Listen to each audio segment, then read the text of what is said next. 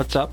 So, another introduction na naman regarding sa game, sa Nitros. So, kung mapapansin nyo dun sa last na video ko, nasabi ko dun is yung event button. Kasi may pa-event si Nitros eh. So, saan nyo ba siya makikita? So, gaya ng pagkakasabi ko, so ito yung bug sa may upper right, bug button, and then ito yung skill button. So, ito siya malapit. Ito siya tong gift image na parang regalo. Yan, click nyo lang siya. Ayan, ito yung mga pa-event ni Nitro. So, ang ina-advise ko sa inyo, kasi may time limit kung makikita nyo dito sa may window ng event. Ito yung event. Then ito yung mismong description. So, may 11 days pa na ito na remaining. So, kung gusto nyo ito, pwede, ito matagal pa itong mga to. Ito mga to. Ayan, 1, 2, 3, 4, 5, 6, 7, 8. Kasi ito matatapos na to. Natapos ko na siya, pero sa gusto pang humabol, pwede pa. Kasi nakalagay naman is until March 25 pa. Okay, so pwede nyo pa siyang gawin. Time remaining is 4 days. So at least kung hindi nyo pa siya nagawa, makakuha kayo hanggang dito banda. So ano ba yung mga reward na to?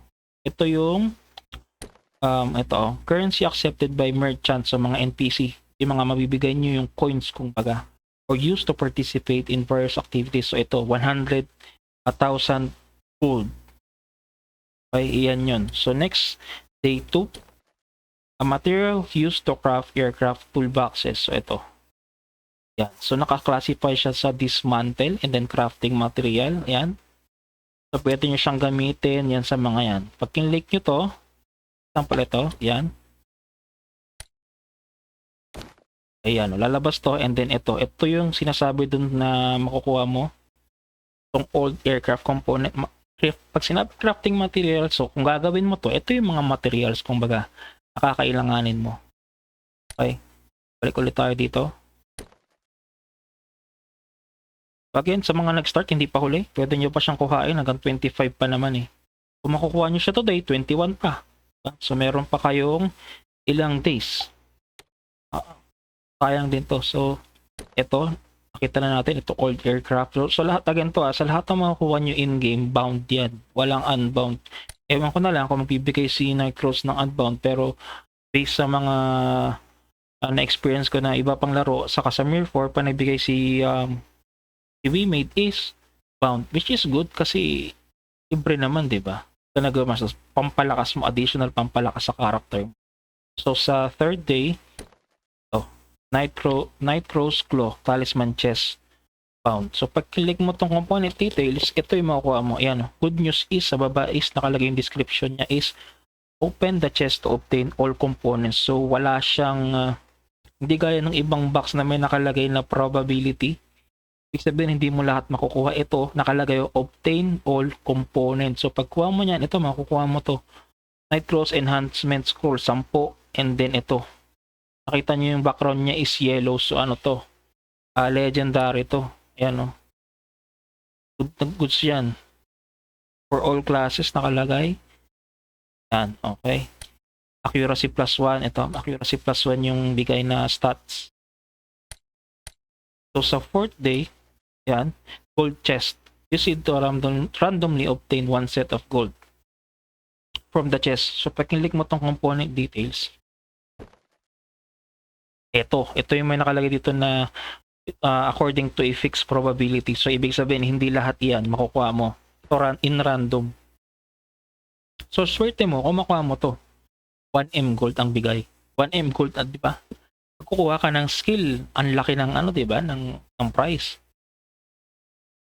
Pagka sinerte ka dito sa 1M, edi bili mo na agad ng skill. Pero ako ang advice ko is, bago kayo bumili ng kung ano-ano, siguraduhin nyo muna marami-rami yung pots nyo, yung HP pots. Ako ginagawa ko siya every day. Dapat may 2,000 HP pots ako.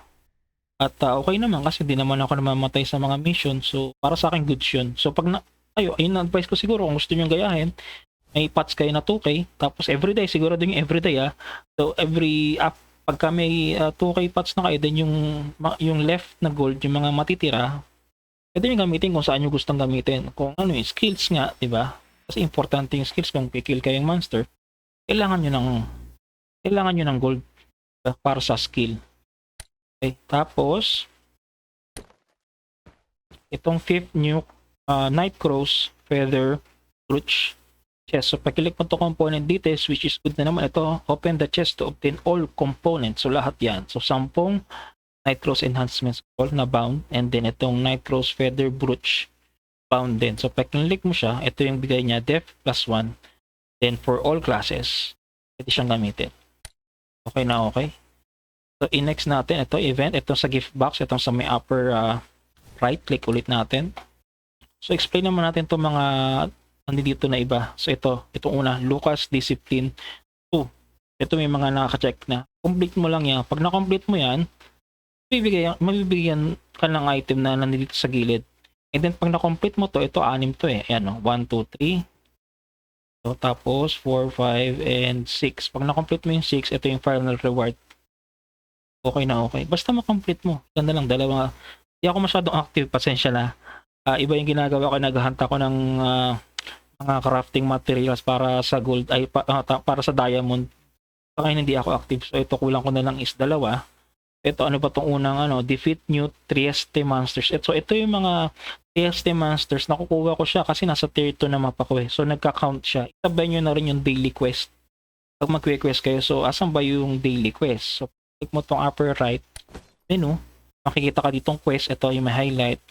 Click mo yung quest, and then ito sa third na tab sa daily, ito sa upper left, third na tab ng daily. Yan. So ito yung mga level ng mga monsters na i-kill mo or tatapusin mo, complete mo na mission. So ang advice ko kung wala pa kayong 40, ito lang yung mga i-kill nyo, 30 to 34. Dami na din yun, no? 1, 2, 3, 4, 5, 6, 8 quests para dito sa Bastion map. So dito ako ngayon, pag level 30 na kayo pataas, ito na, mapapunta na kayo dito kasi ito yung mga monster, level 30 hanggang level 30. Kasi lalo naman, nag-i-start yung monster na 36 to 39. Kung ito, advice sa inyo kung wala pa kayong 40, yan, hanggang 39, and then sa Abilus, mataas, mga 51 na yan. Itong dungeon, para sa daily, iba pa to Itong daily sa every region. Ito naman, 3 region. Itong daily dungeon, ito. Ayan. So may tatlo ito, 1, 2, 3. Sa may center part, ayan, nakalagay level 30. Ito yung makukuha nyo. Pare-pareho lang yan. Ibig sabihin, pag natapos yung 3, itong makukuha nyong box times 3 kasi 3 pare-pareho lang eh. Yun yung makukuha nyo. So pag click mo yan, ito yung description. Ang pangalan pala is Lesser Forest of Training Chest. Ito yung description, use it to randomly obtain 1 chest component. So ibig sabihin, probability na naman, hindi lahat nakukuha mo pag inopen mo yung chest. So ito, i-check natin yung component details. Ano nga ba yung makukuha mo? Ayan, may purple dito, Source of Wisdom, ito mga to. So nakikita nyo lahat bound kasi again, makukuha mo siya sa game, hindi sa monster or sa player. Okay, so yan, bound pansarili lang yan. So hindi mo siya mabebenta. Ito mga crafting materials to. Yan. Ito, nakabenta tayo kanina nito. So makukuha mo to sa level ito sa Bastion map. Makukuha mo to. Kapag click mo yung Furball, ito may parang timbangan diyan. Yan, betrayed. Ay hindi, kasi hindi mo siya makikita kasi nga bound. Pero itong Furball, gusto mong i-check kung magkano yung mismong price niya. Click mo lang tong nasa upper right na menu bar. Then itong exchange dito. So may nabenta na naman, may pula eh. Yung last na natin. So magkano na, from 577, receive natin 607 na. Diba? So ito, check na natin ulit. Nakalimutan natin eh. Tayo sa quest. So yung may pula. Then dailies, and then sa dungeon daily, yan, click lang tong box. Yung makukuha mo is itong mga to. Ang pangalan nito is Furball, di ba? Furball. So bound, hindi mo siya maibebenta. Pero kung i-check mo siya sa exchange, step natin is Furball. Ayan, ito. Click mo lang to. And then makikita mo na ito yung price niya per unit. So 11 diamonds kada isa. ay 11 diamonds kada isa. Makuha mo to pag uncommon, pwede mo siya ibenta sa diamond. Pag gusto mo siyang i-sell, makiklik mo tong sell.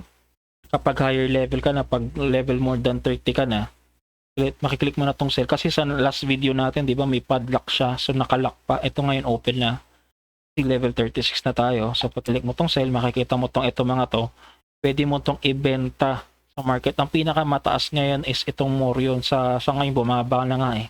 Pero pinakamataas pa din siya compared sa ibang server kasi regarding sa mga price, kung saang server ka, yung ibang server kasi is mababa yung price eh. So, goods naman sa amin kasi kahit pa paano is mataas-taas, okay pa. So, ito Morion. Pag click mo yung Morion, gusto mong i-sell, ito yung makikita mo. Yung current lowest price niya is 169 diamonds lang naman, di ba? Malaki yan. 169. So, dalawa. Kung dalawa yan, di ba? Nasa 300 plus makikitain kung diamond kasi dalawa eh. Pero magagamit mo kasi ito eh. Kaso gagamit. Saka medyo nabababaan ako kasi kung yan, tignan itong purchase and then light natin dito is more yun. So, tignan nyo yung price yung difference. So, ito 169 yung pinakamababa. Pag lang yung pababa, yan 170. Nasa pinakamababa, nasa 200, more than 200 diamonds to dati eh. Nasa 250 pa nga eh. Kasi makikita nyo, masyadong mahaba yung list ng Morions is yung iba kasi pa isa-isa eh. Ano, hindi pa yung parang siya, yung ipon. Ano, pa isa-isa kaya ang haba ng price. Pero nasa ano yan eh. Nasa, ayan na, umabot tayo sa malapit-lapit sa 200. Dati nasa 270 pa nga yan na diamond kada isa. Kaya yung iba talagang gustong makakuha eh. So, proceed tayo dito sa event ulit. Click natin itong gift box. Ayan. Ano pa tayo? So, naklik na natin ito kanina eh. Teka. Ito na to eh. Nasaan yung 1? Natin yung 1. Focus discipline. Dito na nga tayo mag-start. So, ito, unahin natin ulit. Ito, Dawn's Lustrous Weapon Style Summon. Nakikita nyo may times 11. So, ibig sabihin, 11 makukuha nyo sa isang opening ng itong item na to. So, component details, click mo yan. Kalagay fixed first probability. So, ang pinakamataas is itong dito banda, mga purple na weapon. Kita nga natin kung weapon lang talaga. Ay, hindi. Ayan, nakalagay weapon style, di ba? Kalagay naman eh. A weapon style. So, times 11 mo siya makukuha. Isang bukasan, lahat bound. Next naman, nakuha ko na yon kasi may check na. Itong weapon style naman na isa is summon 11 din. So, pareho lang. Ayan o. Times 11, pareho lang siya. Itong isa pang natapos ko is mount naman. Yan, summon 11. Pinakamataas din tingin ko is purple nga. Yan, pababa hanggang kulay white na mount. Ang uncommon, yung mga black yung background. So, itong susunod is mount na naman times 11. So, dami ko na rin palang nakuha. Hindi ko muna siya ino-open para sa akin. Iipunin ko muna. Mas masarap siya mag-open kapag kala mo free to, kala mo talpackers ka kapag kayo open mo siya ng maramihan eh. Para sa akin kahit nasa sa inyo naman kung gusto open, di ba? Isa nakaka-tempt na i-open agad eh. Kasi andun na eh. Kuha mo na eh, di ba? So, itong pang-5, weapon style times 11. Yan, nakita. So, pareho lang nung kanina. Ito, mount times 11. So, pareho lang din nung kanina. So, yung pinakalas, pag nakuha mo itong 6, pag na-complete mo yung 6, pwede mo itong i-click. Yan, 4 out of 6 sa ngayon kasi 4 pa lang eh. Kulang pa ako nitong 2. Pag kinlik mo to, ito yung mount 4 weapon style. So, ibig sabihin, 2 times 11. So, may pipilian. So, ito. Nakalagay dito, open the chest to obtain an item by selecting one type of the component. So, pili ka lang daw ng isa kung anong gusto mo.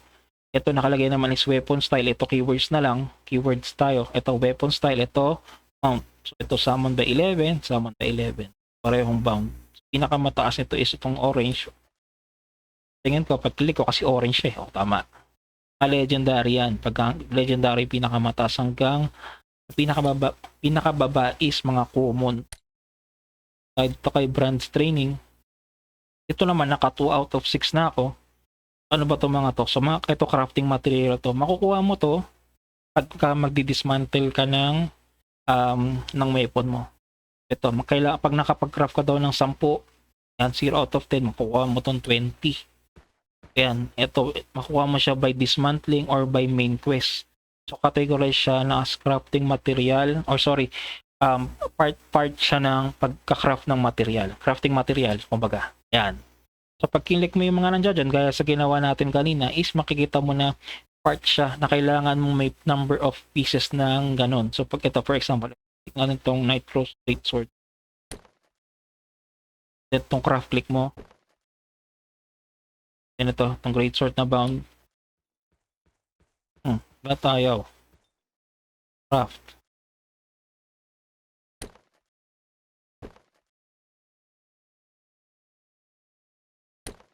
Ba't ayaw?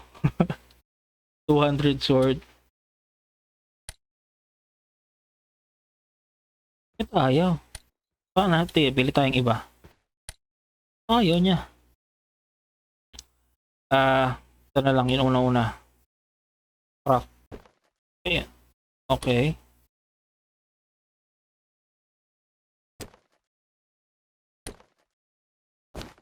Ayan. Craft nga, di ba? Natin. Craft yung pinindot ko kanina eh. Lumabas ng kanina ng isa pero ito lumalabas. Crafting material. Ito yung ulit. Green. Craft. Click natin ulit. Craft. Click ulit. Craft. Ayaw. Ayun. Kung binak nag-gumana. Ganun. Ito. Yan siya. Metal fragment.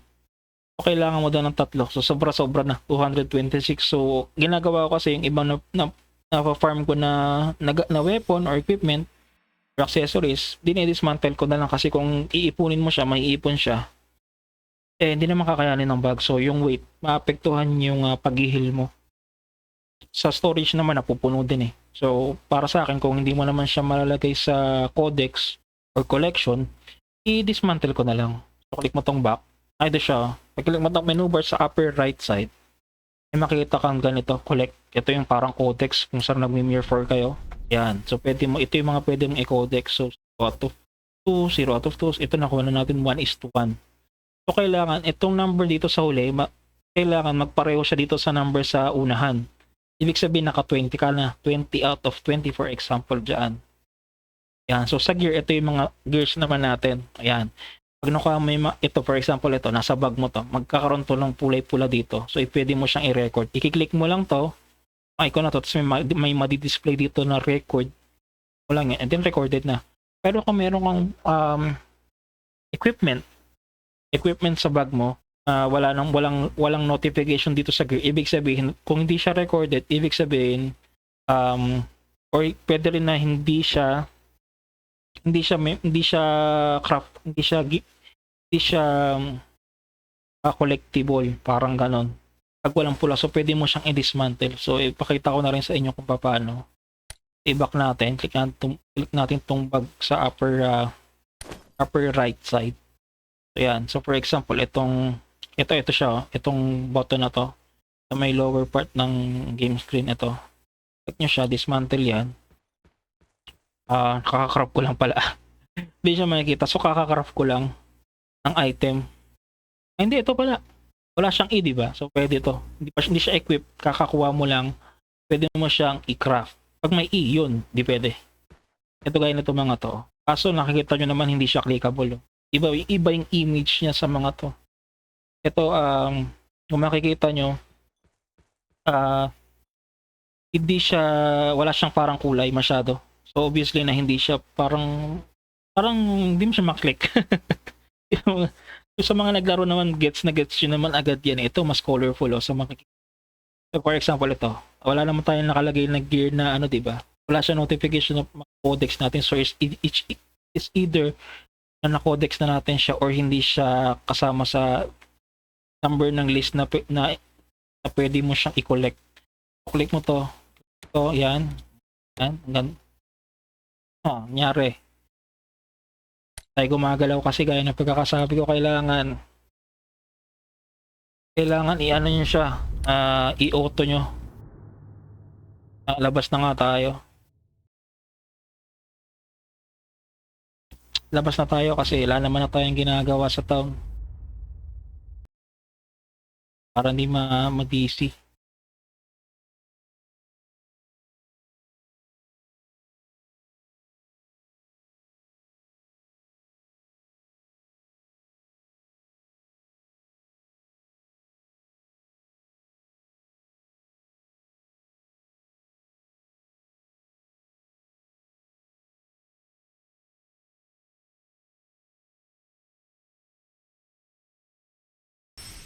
Yan. Lalabas tayo. Dito sa may Sandris, alam ko malapit pala sa town.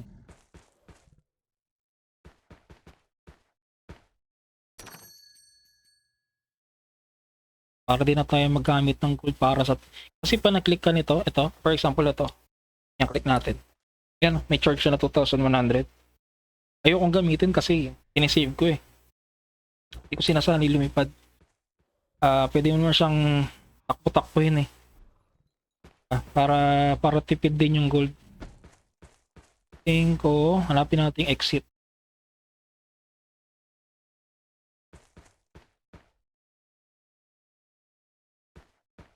Dito pala, malapit kay ito, kay weapon savior.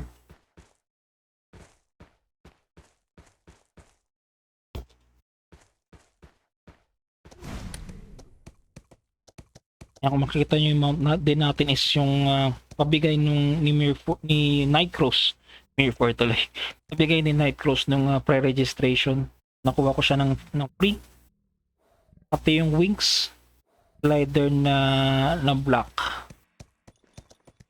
Yan. Kung ka nag-pre-register, yun yung mga makukuha nyo sa inbox. So yan, pagka nasa labas na makikita nyo nag-iba na itong nasa navigation natin, hindi na siya mga NPC. So punta tayo sa 31. 31 habang 31. Ito, dito tayo nagpa-farm eh. Sa Tall Forest Meadow. So ano ba yung mga drops dito? Ito. Ito mga yan. Ito. Ayan. Ito yung mga nakukuha ko. Okay. So pag kinlik mo to, for example ito, yung purple nga, yung bibenta mo siya, yung pinakamababa is 11 diamonds. Is itong broken snail shell.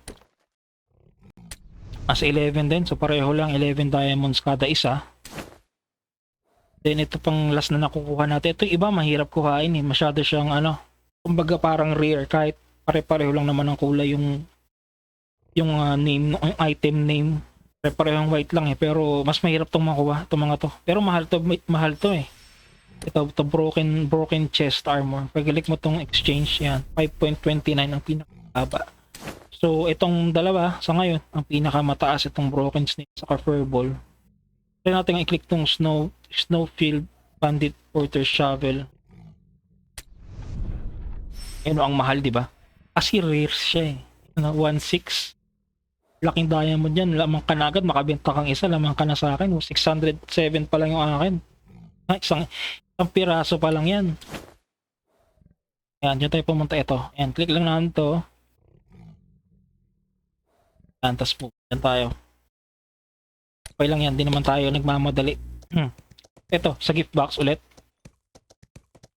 Tayo kay branch train, kay branch, ito, na-explain na natin kanina, crafting material. Mura lang to sa mura lang siya kung ibebenta po sa exchange, kaya ginagawa ko, di ko siya binili.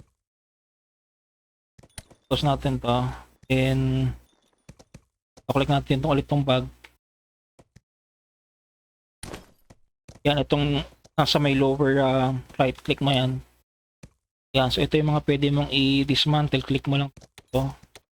Wala naman siya recorded sa collection, so okay lang na i-dismantle mo na lang. So ito, may makukuha tayong 5. Ito additional obtainable.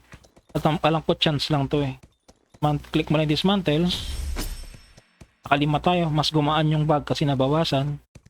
Additional ito, 16. Kung makikita nyo, pag kinlik natin, wala nakalagay na bound. Pwede mo siya ibenta. Pero di na lang. Para sa akin, ikikip ko. Pero sa inyo, kung gusto nyo kumita, pwede naman. Depende rin sa inyo.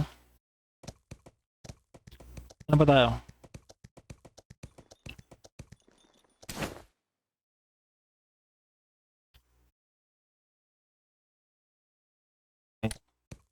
Okay, kasi dito sa Diamond Branch Training. Susunod is ito. Splendid Enhancement Scroll. So Enhancement Scroll, mas mataas yung klase nito sa mga normal. So, pwede kang ngayon nakalagay, pwede kang mamili kung anong gusto mo. So ito, accessory, armor, weapon. Pag-click mo tong weapon, component details, ito. Iba siya rito. Makikita nyo to iba. Ito yung pinang-i-enhance natin sa ngayon eh. Ito sa ngayon. Pero ito, pag lumakas na yung weapon mo, ito na yung pang-enhance. So ganitong klase, itong Brilliant Weapon Enhancement Scroll. So pare-pareho lang siya ng kulay kapag accessory din. White pag mga commons, pag armor, pare-pareho lang, white. Pero pag gusto mo nang mag-update ng mas upgrade ng mas malakas na mag-enhance na mas malakang, kasi nakalagay weapon enhancement, so kung mag-enhance ka ng mas malakas na weapon, na armor, or accessory, ito, yung may background na kulay blue. May pangalan na Brilliant. Ganyan yung kailangan mo. Yan, so pareho lang naman tong isa, andito rin, pareho lang to. Splendid Refinement, Tone Selection, Chest. So component details, click natin. So, Splendid Accessory Refinement, Armor, Weapon, accessory for example, details, ito, yun yung mukha mo. Iba naman to kasi kanina enhancement, di ba? Ito refinement. Iba yung kulay niya. So obviously, ito ito yung medyo pinakamababa. Gamit natin to. Mataas na yung gamit mong equipment o kaya accessories or weapon, ito, yung may ganitong background and ganito yung kulay ng letters, item name, kulay blue. Okay. So, ito yung mga nakuha natin itong dalawa sa baba.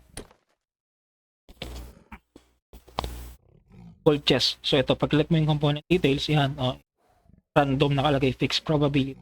Pero kung 1M gold.